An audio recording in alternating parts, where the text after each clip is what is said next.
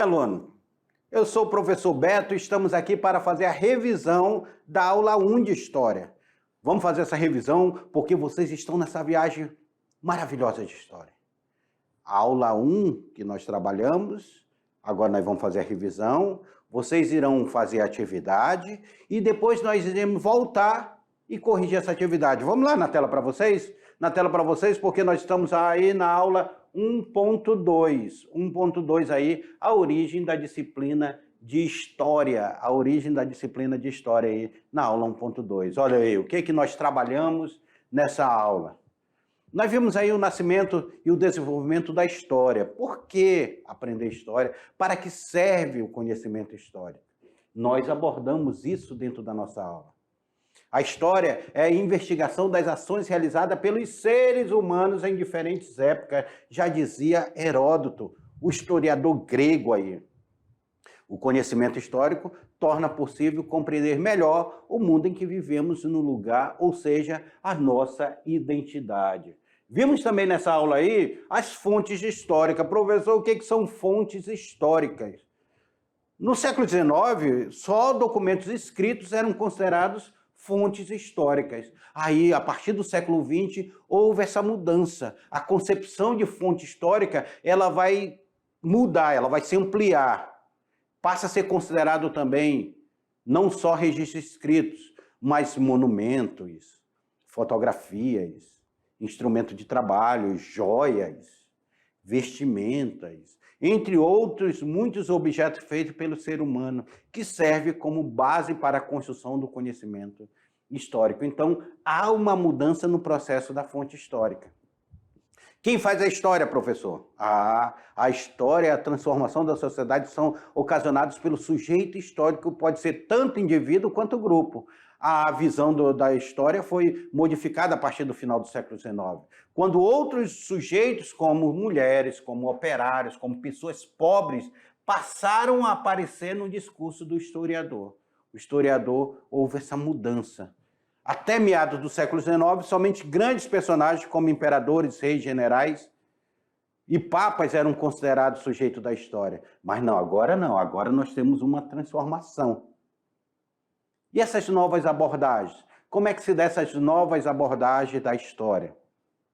O historiador do século XX, ele não vai se limitar à ação dos personagens considerados grandes sujeitos da história, como Napoleão Bonaparte, como o rei Henrique, como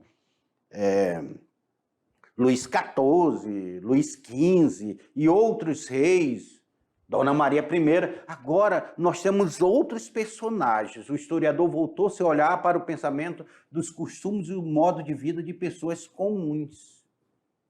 Aí é que nós temos outras formas de história.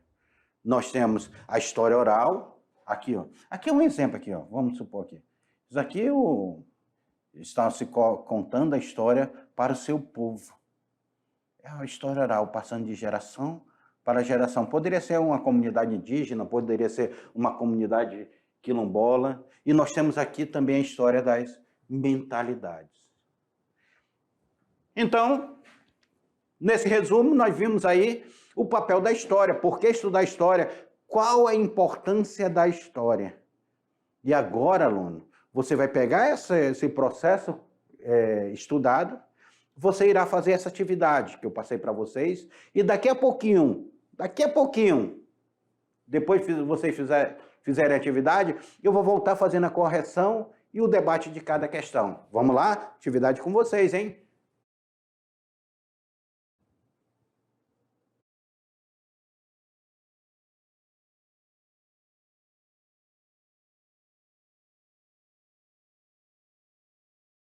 E aí, estava fácil? Desse tempinho, fui ali, tomei um café, porque eu disse, o aluno vai pegar essa primeira atividade dele e ele já vai sentir como serão feitas as atividades do primeiro ano. Mudou, hein? Vocês não estão mais lá no 9º ano, não. Agora vocês estão no ensino médio. Vocês estão se preparando para a vida, para o trabalho, para o Enem. Agora é o ensino médio, a pegada é diferente. Então, Fique ligado. Vocês estão nessa viagem aqui comigo, professor Beto, e com o meu parceiro, professor Lorismar.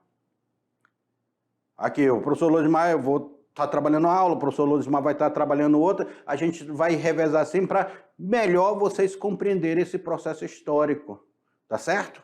E aí, nós estamos aí nessa viagem. Nessa viagem teve atividade para vocês.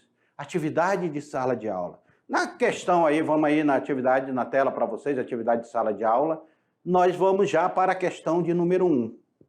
A questão de número 1, ela fala o seguinte: apesar de trabalhar com dados que se encontram no tempo passado, a ciência histórica é uma importante ferramenta para que possamos repensar a situação presente do homem. Sempre que nos voltamos àquilo que já foi feito, procuramos informações e desmembramento daquele ato em nosso tempo presente. De tal forma, tem grande importância da reflexão das experiências vividas na obtenção de respostas que possam reorientar nossas ações e comportamento. Sobre o conhecimento histórico, é correto afirmar: a história não passa em uma área de conhecimento preocupada em estudar o passado. Os fatos históricos só podem ser conhecidos nas ações dos grandes acontecimentos e personagens. O tempo histórico, usualmente utilizada pelos historiadores e demais estudantes dessa área do conhecimento, é sempre linear, inquestionável e imutável. A relação histórica com o passado acontece através do trabalho com a chamada fonte histórica. Essas fontes são apenas as escritas? Ou o conhecimento histórico torna possível compreender melhor o mundo em que vivemos e o nosso lugar, ou seja, a nossa identidade?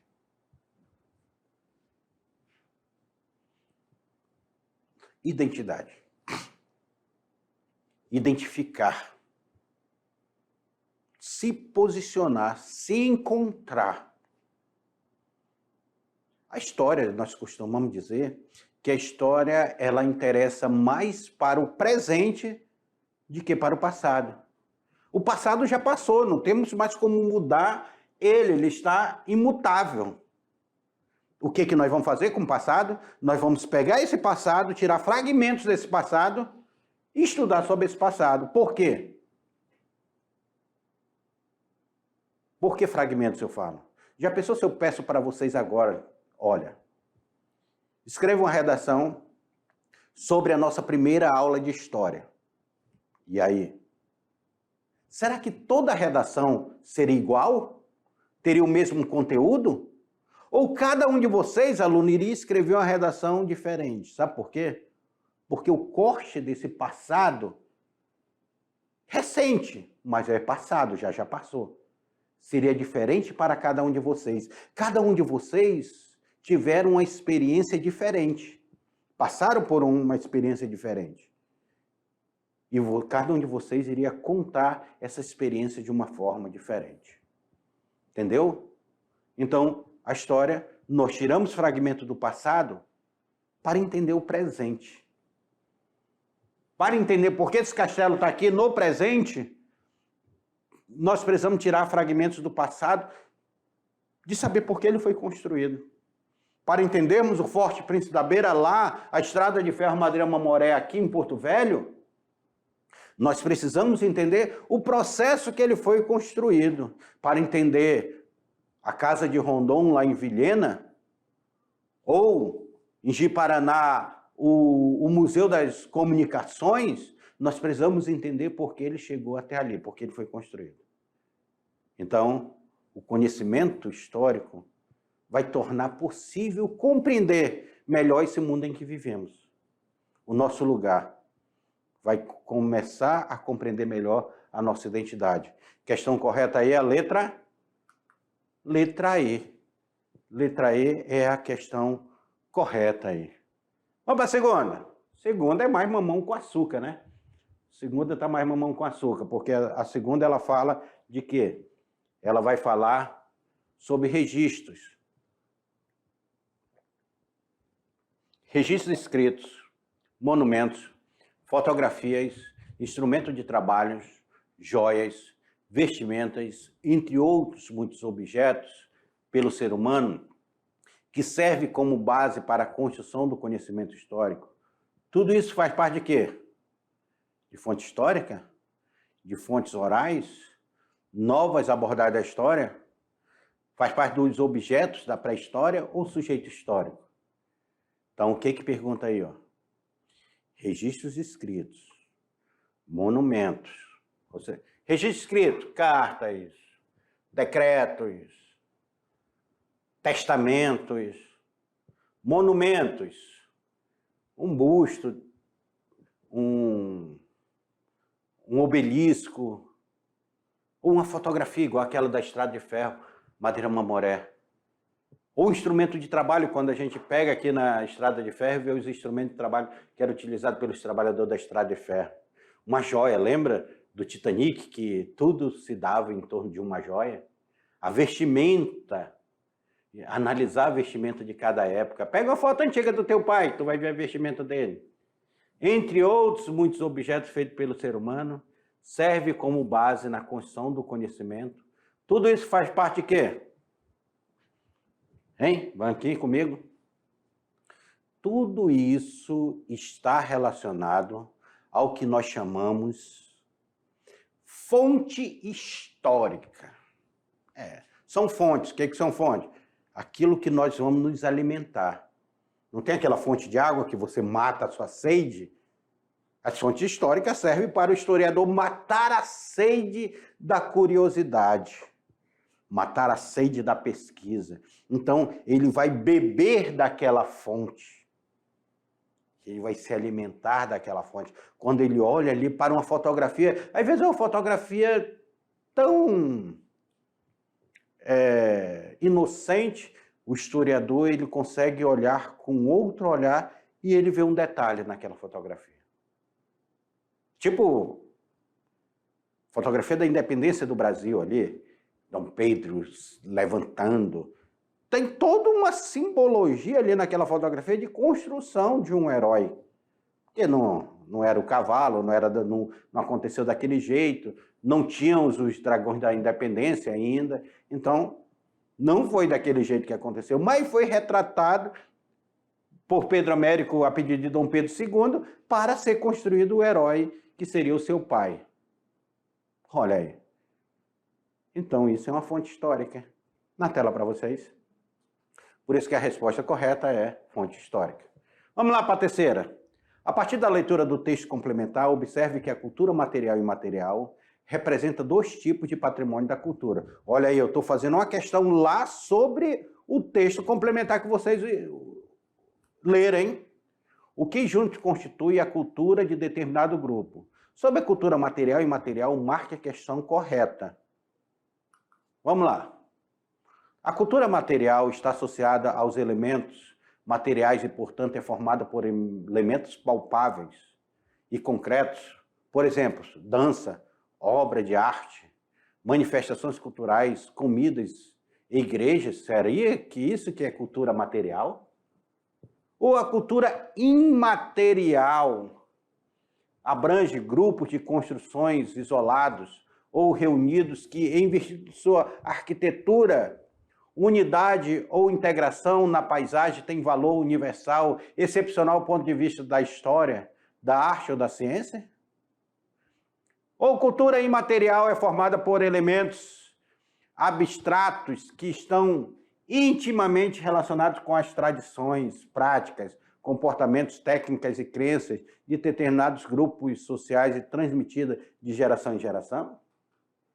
Ou seria a letra D?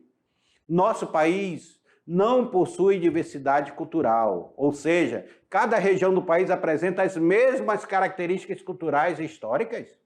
Isso faz com que o Brasil abrigue um unificado elemento pertencente ao patrimônio cultural material e imaterial. Meu Deus do céu! Ou, letra E, roda de capoeira, o Círio de Nazaré, Círio de Nazaré, carnaval, samba, o samba de roda, o frevo, Tudo isso são exemplos de cultura material do Brasil? Eita, pelo amor de Deus. E aí, letra A, B, C ou D?